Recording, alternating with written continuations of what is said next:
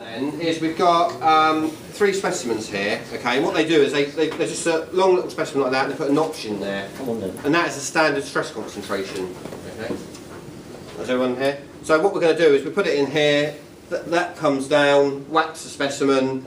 The notch must be on the other side because it's a bit like a beam. So if that's a beam, when you put the notch there, then of course the tension goes along the bottom, and you get an instant failure. But if you put it around the wrong way, you'll just get a massive thud, and it doesn't do the equipment any good really. So what we've got is we've got a piece of 0.4% carbon steel, so it can be heat treated, okay. But this is just in its normalised condition, so it's literally just come out of the factory, probably just been rolled, you know, may have been cold rolled, but usually just rolled into form, okay. So what I have to do, I can't remember I did this now, that's right. I'm just going to put that on here, put that on there like that, line it up, like that, so now it's in line, take that off, that's sit round here, so that's going to follow the pendulum as it comes round, and it will tell me how much energy the thing's absorbed. Now, you should be alright, yeah, we'll put that just there, just in case, that's the line of fire, okay, so yeah, so we'll just let it go, yeah, that was pretty, and we've got,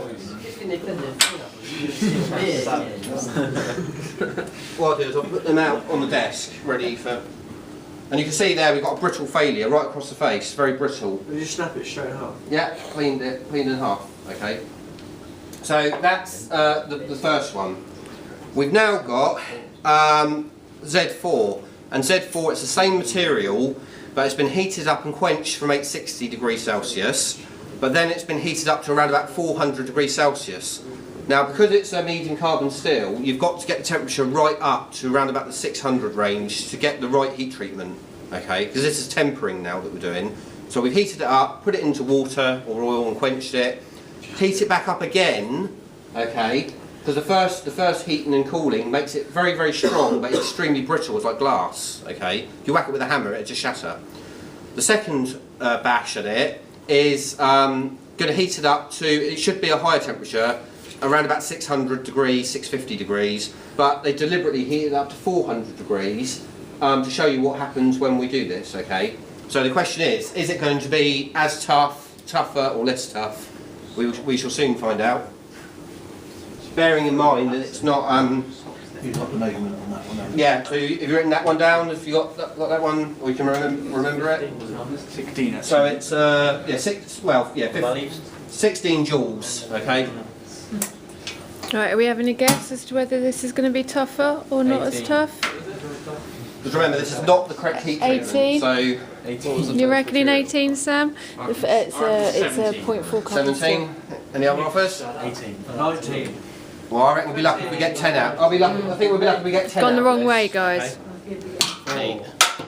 3. And we've got 11, so that's better than I thought. Okay. And that one, it's probably gone inside there. Yeah.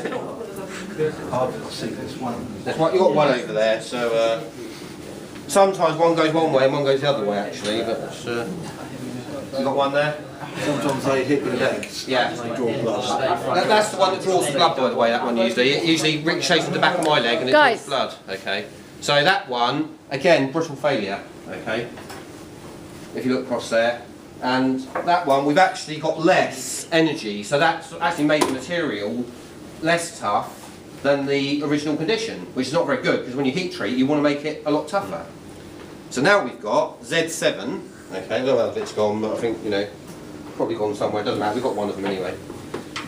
This one has been heated up to 860, quenched to make it hard and brittle. It's then been reheated up to around about 680, okay, and then it's been put in the oil again, okay, and that should make it really nice and tough. 18.